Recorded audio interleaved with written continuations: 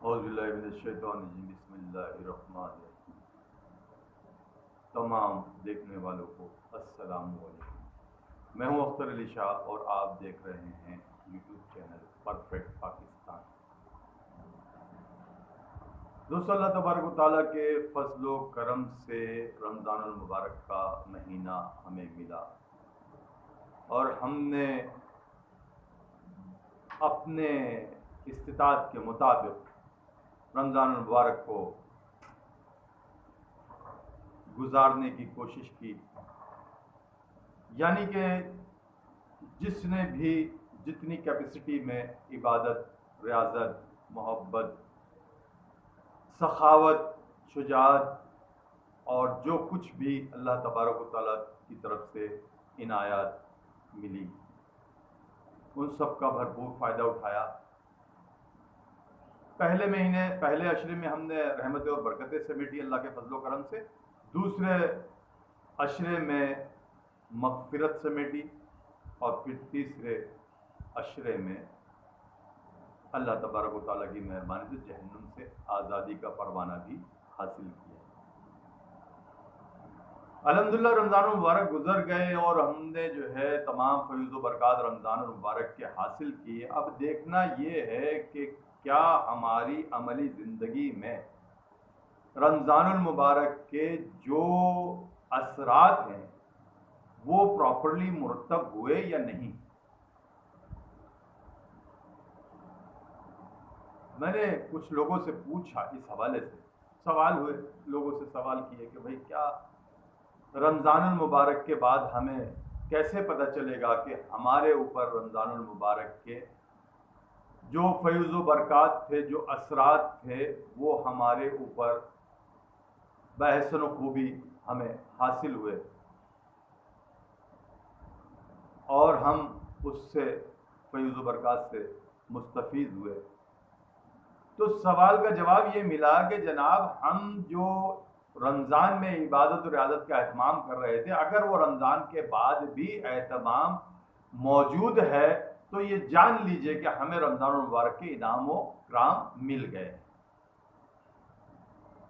ماشاءاللہ بہت اچھی بات ہے، سوال کا جواب بہت اچھا ہے، لیکن اگر ہم دیکھتے ہیں تو پھر یہ تمام چیزیں تو 72 فرقے والوں کو ملی۔ اگر 72 فرقے والے بھی رمضان کے بعد عبادت و ریاضت میں مشغول ہیں اور اپنے معمولات زندگی کو عبادت میں صرف کر رہے ہیں، تو اس کا تو یہ مطلب ہوا کہ تمام کے تمام لوگوں کو، دنیا کے 72 فرقوں کو رمضان المبارک کے فیض و برکات مل گئے۔ لیکن جب سوال یہ ہوا کہ اگر ہم پوچھتے ہیں کسی دیوبندی سے کہ بھائی آپ بریلویوں کے بارے میں کیا نظریہ رکھتے ہیں، تو وہ دیوبندی کہتا ہے کہ جناب بریلوی مشرک ہیں، اللہ کی ذات میں شرک کرتے ہیں اور بدعتی ہیں، بدعت کرتے ہیں۔ اچھا، اب مشرک اور بدعتی چاہے رمضان میں عبادت کر لے، چاہے رمضان کے بعد عبادت کر لے، اس کی تو عبادت کو کوئی فائدہ نہیں، کیونکہ مشرک کی عبادت تو ویسے ہی ضائع ہو گئی۔ تو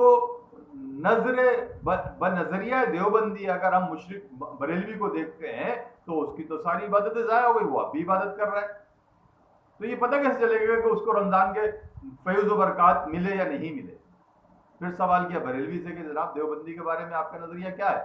تو کہنے لگے جناب دیوبندی جو ہے وہ حضور پاک کے گستاخ ہیں، ٹھیک ہے جی، اور وہ لوگ صلاۃ و سلام کے منکر ہیں، حضور پاک کے حاضر و ناظر کے منکر ہیں، نور و بشر کے منکر ہیں، لہذا وہ کافر ہیں۔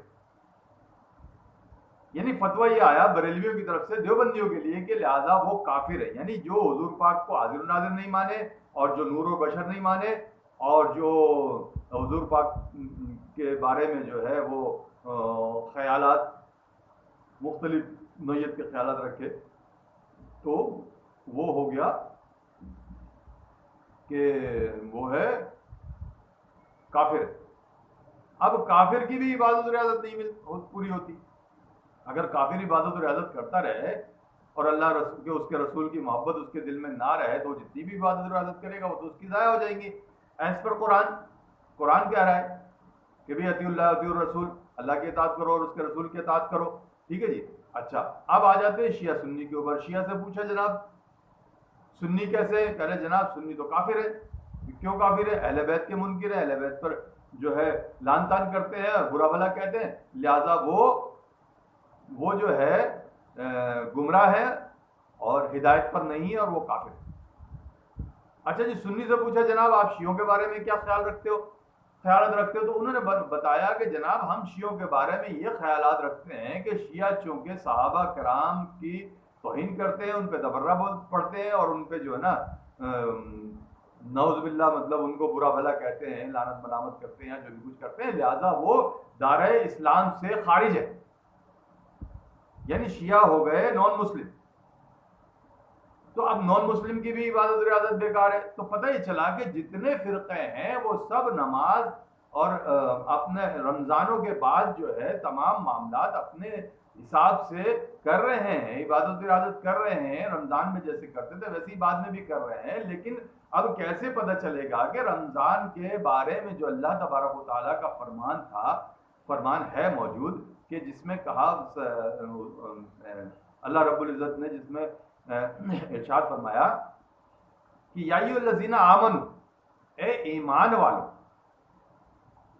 تم پر روزہ فرض کیا. یا ایھا الذین آمنوا کتب علیکم الصیام، تم پر روزہ فرض کیا گیا. ٹھیک ہے. کما کتب علی الذین من قبلکم لعلکم تتقون، کہ ایسے تم پر جو روزہ فرض کیا گیا یہ کوئی نئی بات نہیں ہے، پہلے بھی روزہ فرض کیا گیا تھا دوسری امتوں پہ. اچھا اب وجہ کیا ہے روزہ فرض کرنے کی؟ وجہ کیا ہے؟ وہ آخر میں فرمایا لعلکم تتقون، کہ تاکہ تم متقی اور پرہیزگار ہو جاؤ. اب متقی اور پرہیزگار کا جو کرائٹیریا جو عام لوگوں کی نظر میں ہے وہ یہی ہے کہ جو شخص 5 وقت کی نماز پڑھتا ہے، رمضان کے روزے رکھتا ہے اور اپنے اللہ کے مال دیے ہوئے مال کو خرچ کرتا ہے، غریبوں کا خیال رکھتا ہے، لہٰذا وہ متقی اور پرہیزگار ہے. یہ کرائٹیریا لوگوں نے بنا لیا اپنا. اچھا اب جو شخص نماز روزہ کر رہا ہے اور وہ سارا کچھ کر رہا ہے تو فرائض ہے، یہ تو ہر حال میں ادا کرنا ہی ہے. جس مذہب میں آپ داخل ہوئے اس مذہب پہ آپ کے اوپر فرض ہو گئے، یہ آپ نے ہر حال میں ادا کرنے ہی. لیکن متقی ہونے کا جو سبب ہے وہ ایک جو ہے وہ اللہ نے اسپیشل ایک انعام رکھا کہ اے مومنوں. پہلے تو یہ ہے کہ مومنوں پہ روزہ فرض کیا گیا اور پھر اس کے بعد کہا گیا مومن اگر بن گئے ہو تو متقی بنے. پہلا اسٹیپ کیا ہے کہ مومن بنو، مسلم سے مومن بنے، مومن سے متقی بنے. اور متقی بننے کے بعد کیا ہو رہا ہے کہ اگر سورہ بقرہ کی پہلی لائن اگر آپ دیکھ لیں کہ الف لام میم ذالک الکتاب لا ریب فیہ، یہ کتاب وہ کتاب شک شبے سے پاک ہے. وہ کتاب ذالک الکتاب کا مینس وہ کتاب شک شبے سے پاک ہے. ٹھیک ہے. کیا کرتی ہے؟ ھدی للمتقین الذین، ہدایت دیتی ہے متقی لوگوں کو. یعنی پتہ یہ چلا کہ پہلے مسلمان پھر مومن روزہ رکھے گا تو متقی ہو جائے گا، متقی ہونے کے بعد قرآن اس کو ہدایت دے گا. ھدی للمتقین الذین، اگر کوئی متقی ہونے کے بعد قرآن سے ہدایت لیتا ہے تو جناب عالی پھر وہ تو اللہ کی بارگاہ میں مقبول بندہ بن گیا. اور اگر کوئی قرآن کے مطابق مومن بنے بغیر متقی کا دعویٰ کرتا ہے تو پھر جناب عالی وہ تمام فرقوں میں بٹا ہوا ہے اور تمام فرقوں میں بٹے ہوئے رہ کر اللہ کی عبادت و ریاضت کر رہا ہے. جس کو جو ایک فرقہ دوسرے کو قبول نہیں کر رہا، دوسرا فرقہ تیسرے کو قبول نہیں کر رہا، وہ کہے گا وہ جنت میں نہیں جائے گا، وہ جہنم میں جائے گا، وہ جنت. اس طرح آپس میں تمام فرقوں میں بٹے ہوئے لوگ ہیں. لہٰذا کوئی اپنے آپ کو یہ کہنے کو تیار نہیں ہے کہ میں متقی پرہیزگار ہو کر حضور پاک کا امتی بن گیا. ہر شخص دیوبندی، وہابی، اہل حدیث، بریلوی اور شیعہ سنی ہونے پر فخر محسوس کر رہا ہے. لہٰذا پتہ یہ چلا کہ رمضان المبارک کا جو تقوی والا پورشن تھا وہ ہمیں حاصل نہیں ہوا. اب سوال یہ پیدا ہوتا ہے کہ اگر حاصل نہیں ہوا تو کیسے حاصل ہوگا؟